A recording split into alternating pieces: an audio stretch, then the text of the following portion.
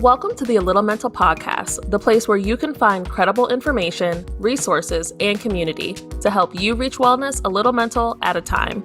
I'm your host and founder, Morgan Reed, and I'm so glad you're here. Let's get into it. Dr. Howard Stevenson is the Constance Clayton Professor of Urban Education and a Professor of Africana Studies in the Human Development and Quantitative Methods Division of the Graduate School of Education at the University of Pennsylvania. He is the Executive Director of the Racial Empowerment Collaborative, a research, program development, and training center. The Racial Empowerment Collaborative brings together community leaders, authority figures, researchers, youth, and families to promote and educate on racial literacy and health in schools and neighborhoods. From 2015 to 2021, Dr. Stevenson was the co-director of Forward Promise, a national philanthropy office that funds community-based organizations that help families of color heal, grow, and thrive above trauma from historical and present-day dehumanization. He is also the co-founder of Lion Story, a not-for-profit organization that helps individuals and organizations navigate racially stressful moments. All right, so thank you so much for being here today, Dr. Stevenson, or Doc, as I and a lot of other people know you to be. Before we jump in, do you mind just in a few of your own words, tell us a little bit more about yourself? Yes. Well, I'm a professor and clinical psychologist at the University of Pennsylvania. I've been here for about 33 years, and I see myself as a therapist and a scientist. So I'm interested in figuring new things out, as well as being supportive and to help people over pretty tough challenges. I also love creating interventions that are out of the box, a little bit offbeat than what we think of as traditional therapy, given that not all traditional work actually accesses where people are struggling. And so I'm excited about that. Awesome. Yeah, I have worked with you over the last 5 years now, I think, on a lot of different types of interventions and at the Racial Empowerment Collaborative at University of Pennsylvania, where you do a lot of different, like you said, a lot of different types of work, a lot of unique interventions. And you work a lot in racial conversations, confrontations, dynamics, and things like that. And so one of the things that I wanted to get into today was to dive a little bit more deeper into that framing when it comes to actually direct therapy. So what do you feel like would be the benefits around having a therapist that looks like you or is the same race as you? I think the benefit is usually an initial assumption that somebody who looks like me or might be from my same racial background would kind of know or have an intuitive sense of what it's like to be different or to be Black or brown.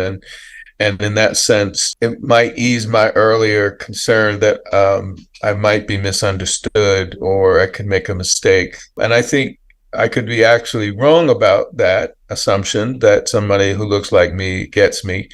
But the idea is it could be very useful if the person is like me and gets me to relax a little bit and maybe take a risk or ask questions. Whereas I might be more cautious to do so if the person is different and I assume that they don't get me. Yeah. So, like I said, what I hear you saying is about being with someone or being in a therapeutic dynamic with somebody who's the same race as you. Ideally, they have the same mindset and alignment when it comes to that racial identity. That is the ideal situation, but at least you're more willing to take the risk if they give the appearance of Lisa that they could potentially be in alignment with you. Yes. And the challenge to that is that we know that it's really feeling like you're being listened to that's more important than that appearance. So the idea that I might have an initial relief, all of that could go away if in the interaction I don't feel that connection or I don't feel a sense of congruence on my earlier belief that you get me.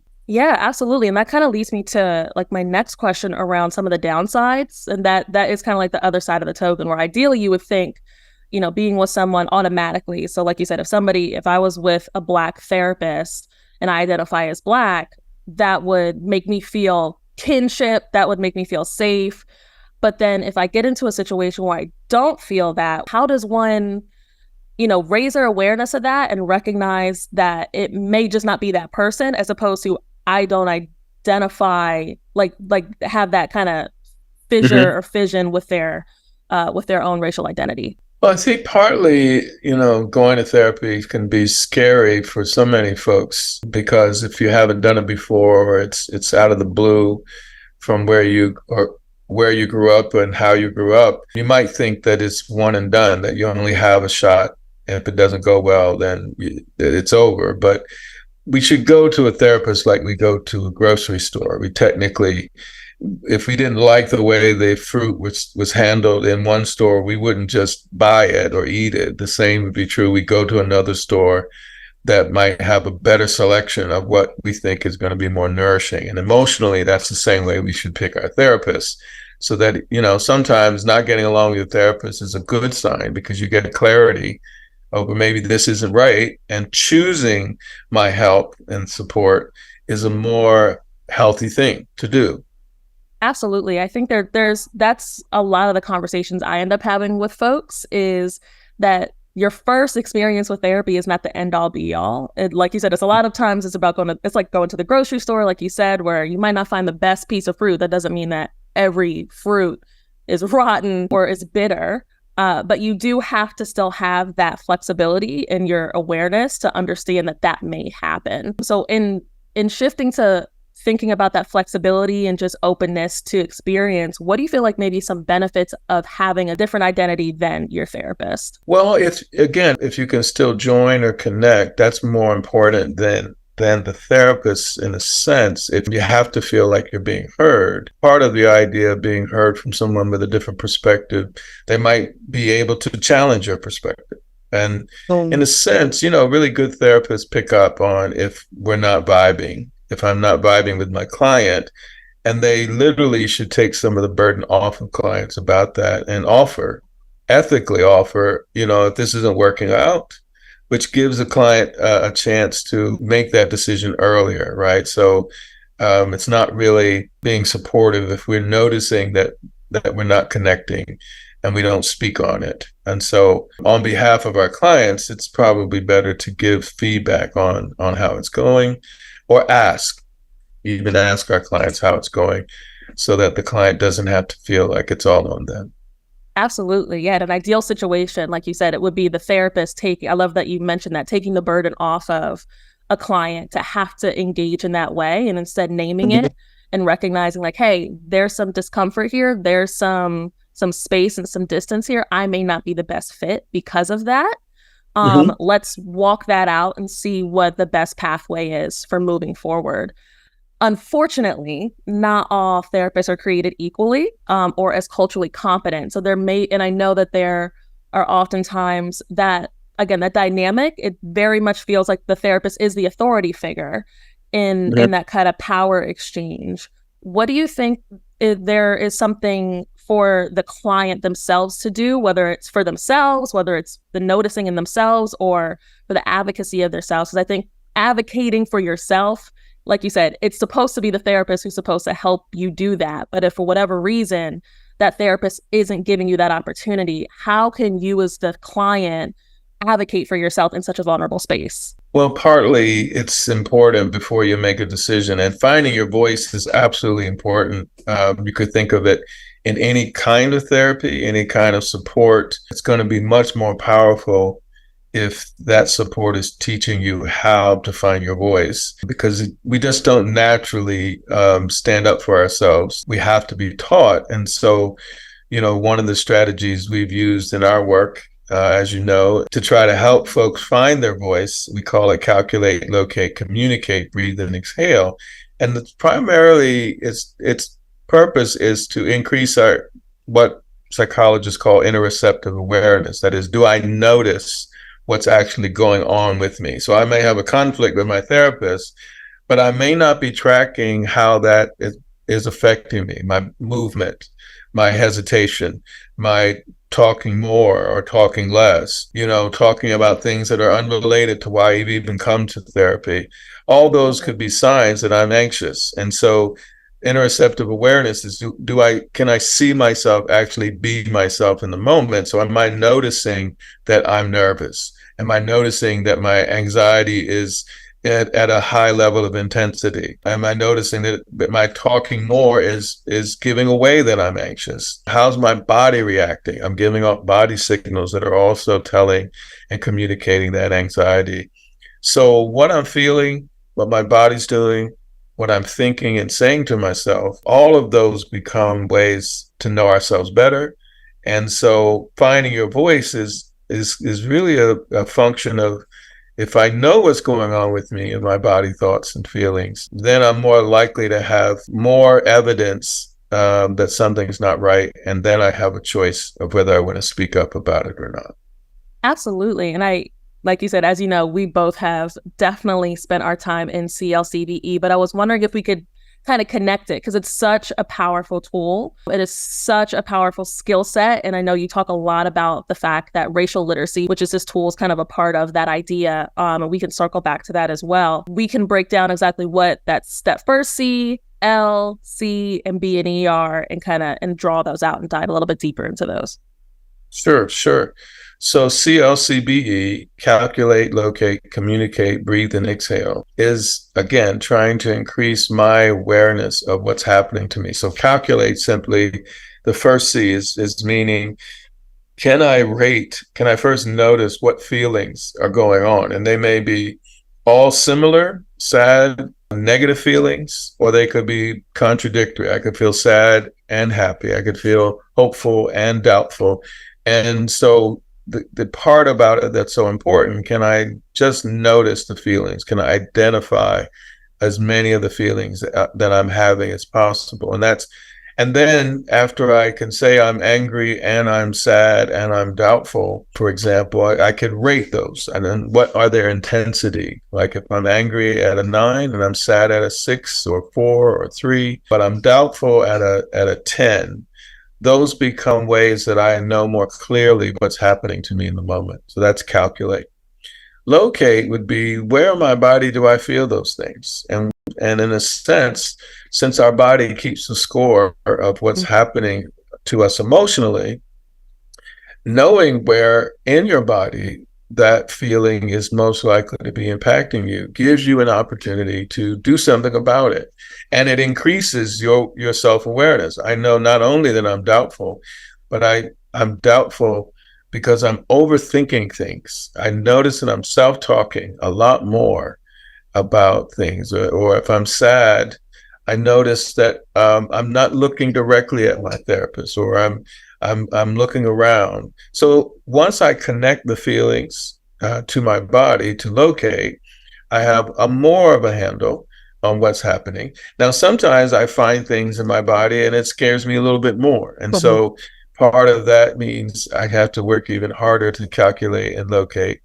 But breathing and exhaling, which is in some order the BE, doesn't have to wait until you're really figuring it all out. I could calculate, breathe, and exhale. I could breathe and exhale before I calculate. I could breathe and exhale while I'm locating, just as a way to calm me down from what I discover. So calculate, locate, and communicate is the way that we are constantly speaking to ourselves, whether it's through self-talk. I can't believe somebody said that to me, could be a self-talk statement in my head, or memory or images. Sometimes I remember the last time I went to a therapist and I realized it didn't work out either. And it's because this person doesn't get me from where I come from. And I flash back. I see the last therapist in my head. So that image or memory is another form of communication. So I could track my self-talk, or I could also pay attention to what images pop up. That's another form of seeing myself, be myself. That's communicate. And then breathe and exhale is again a way that if I'm stressed at a high level, and when we are really anxious at, say, an 8, 9, and 10 on a scale of 1 to 10, we tend to lose our peripheral vision and hearing.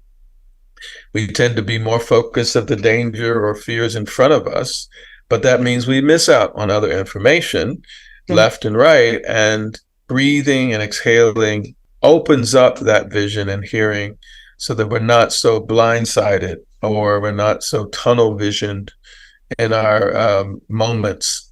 And the combination of these skills, the more we learn them, the more we practice them, we can teach young people as young as third grade to learn how to do this. And they can learn to just make better decisions about what they want to do with what they discover about themselves. Amazing. I love, love, love CLCBE.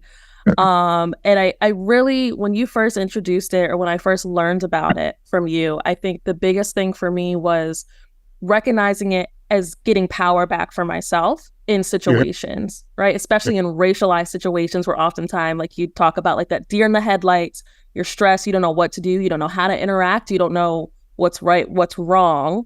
And back to the age-old saying of, the only thing you can control is yourself. The only thing that you have control of is what you have control of. And so I love that CLCBE gives that power back to you and is a really great exercise to do, even in the moments where you're not sure what to do. You may still be with that therapist, but like you said, you're gathering the evidence and you're building, at the very least, building a skill set to then eventually be able to take care of yourself and bring up that comeback line or be able to advocate for yourself in real time. Yeah, and I think the funny thing about therapy is that, you also maybe think therapy is a place where I could learn to find my voice. The funny thing about racial conversations or conflicts or tension is that for many of us growing up, we might have been taught to try to never talk about race because it causes other people trauma or stress, or it turns people into people who will go off on you. And so we have a suppression focused kind of coping to when it comes to racial stuff. And so it almost increases our chances that we won't see ourselves be ourselves. We almost intentionally put blinders on. With all the research that we have now around the impact of racial stress affecting your health, physical, emotional well-being, the noticing is essential. And so you could argue that sometimes when we speak up, but we don't notice ourselves, we're out of touch with ourselves. So instead of having a voice of confrontation or finding our voice, we end up more so being disconnected from our voice, being disconnected from our purpose. And, I think this can happen to therapists who are also afraid to talk about these things. They can become disconnected from clients on these issues of identity challenges or stress if they're not willing, either through embarrassment or fear of being called out for not knowing what to do. They can contribute to the suppression that's not healthy for either. Absolutely. Yeah, that is really, I think, important to recognize. Like you said, it can go both ways. It can be race is as we know, politically, socially, is a very touchy subject, and people are not trying to talk about it.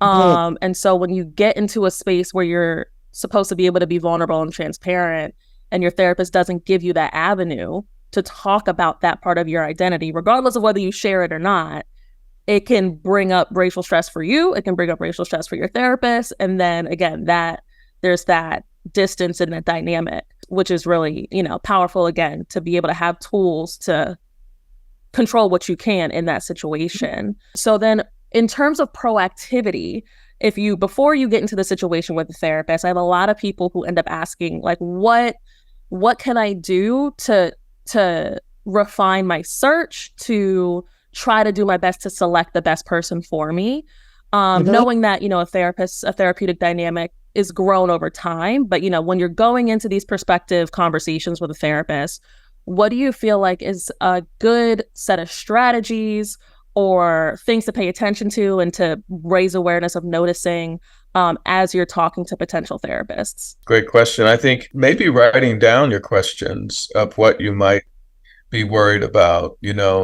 Sometimes a lot of folks don't even know what therapy is. So to ask a therapist, could you tell me what is therapy, is not a bad question at all. In fact, it can be very helpful. And a lot of people watch therapy in television and movies, so they might have an idea and they don't like that particular version.